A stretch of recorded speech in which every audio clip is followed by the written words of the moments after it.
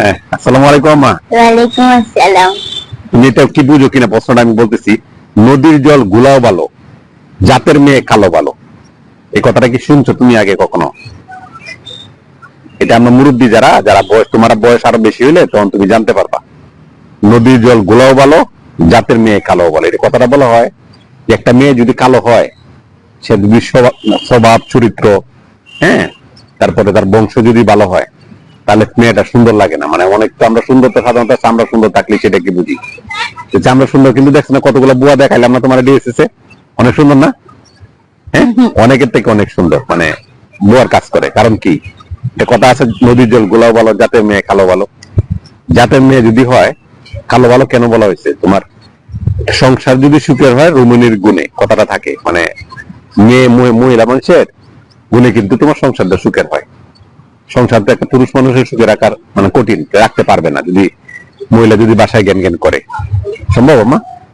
তো দেখবা কেন জাতের মেয়ের কথা কেন বলা হয়েছে। এই জাতের মেয়ে কালো, দেখবা যে একটা যদি ভালো এলাকায় ভালো দানে ভালো চারা হয়, জাতের চারা, মানে একটা গাছের মধ্যে অনেক আম হয়, এই জাতের এইটার গাছে যদি এইটার বীজটাকে যদি গাছ হয়, গাছটা দিয়ে মানুষ টানাটানি করে। একটা গাভীর কথা বলো, মাছের কথা বলো, ধানের কথা বলো, যে কোনো জিনিস যদি ভালো হয়, মানে জাতটা ভালো হয়, সবাই কিন্তু এটা নিতে চায়। কারণ কি, বংশ বিস্তার যেহেতু তার মাধ্যমে হবে, তাহলে যদি এটা ভালোটা হয় তাহলে কিন্তু তার বংশে সেই ভালোটা আসবে। এর জন্য কথাটা বলা হয়েছে নদীর জল গোলাও ভালো, তাতে মেয়েও কালো ভালো।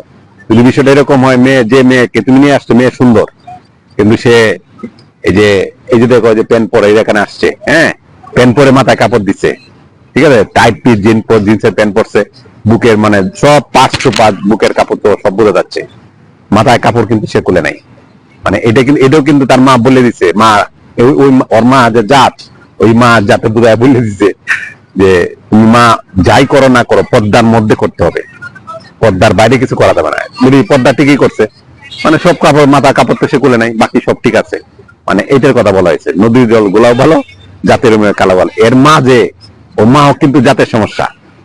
এই জাতের কিন্তু এটা শিখাইছে সে, যে পর্দা করার সময় তুমি যদি সব শরীর খোলাও থাকে, তুমি মাথার কাপড় খুলবা না, তুমি গেঞ্জি পরো, টাইট পিট পরো, সব দেখা যাক, জামা টামা প্যান্ট পরছো সব দেখা যায়। দেখো সবাই কিন্তু মাথার কাপড় কিন্তু খুলে নেই। হ্যাঁ, তো ছবি দেখান যাবে না, ছবি দেখাইতে গেলে মনে করেন তারপরে যদি ভাইরাল হয় তখন সে আমাকে ধরবে যে আপনি কেন এটা করছেন, আসো আমার দিকে তাকাও। এত দেখা লাগবে না। তো বিষয়টা হচ্ছে যে আমি তোমাকে এনে বলছি যে তুমি একটা মেয়ে, একটা জাত, তার মা ভালো কিনা, একটা ছেলে ভালো কিনা, এটা তুমি তার এই এতে কি বুঝতে পারবা যে তার চাল চলন, ড্রেস, মানে মূলত পোশাকটা দেখে বুঝতে পারবা যে আসলে সে জাতটা ভালো কিনা। কিন্তু আরেকটা বিষয় আছে যে তুমি যদি এই দেখবা অনেক বুরকাওয়ালা মেয়ে, হ্যাঁ, বুরকাওয়ালা মহিলা, ওরা কিন্তু আবার ও জাত খায় আসছে। জাত খায় আসছে বলতে মনে করো যে যে এলাকায় ছিল সেই এলাকায় 3টা 4টা 8টা 10টা ছেলের সাথে প্রেম করছে, হ্যাঁ, অথবা 3টে 4টা 5টা বিয়ে হয়েছে, 2টে 3টে বাচ্চা হয়েছে।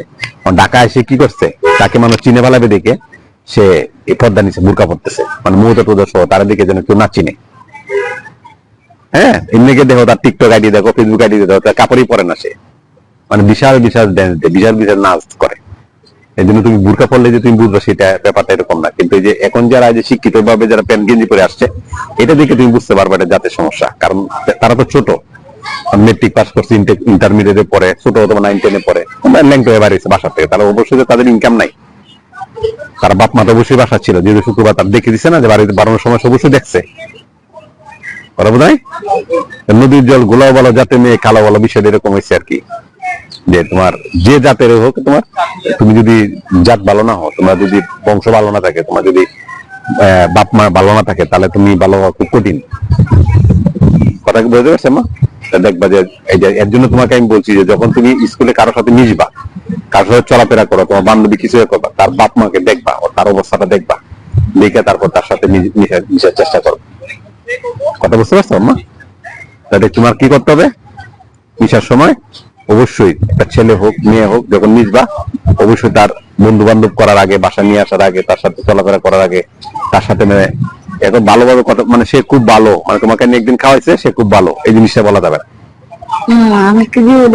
না। এটা কথাটা এর জন্য বলছে যে তুমি এক মা বাপ দেখবা যে নদীর জল গোলাও ভালো জাতের মেয়ে কালো ভালো যে কথাটা বলা হয়েছে, তো তুমি যেন ওইটা অবশ্যই মাথায় রাখবা, যে ওইটা ইয়া করার সময় ওইটাকে তুমি অবশ্যই খেয়াল রাখবা। ঠিক আছে মা, মনে রাখবো?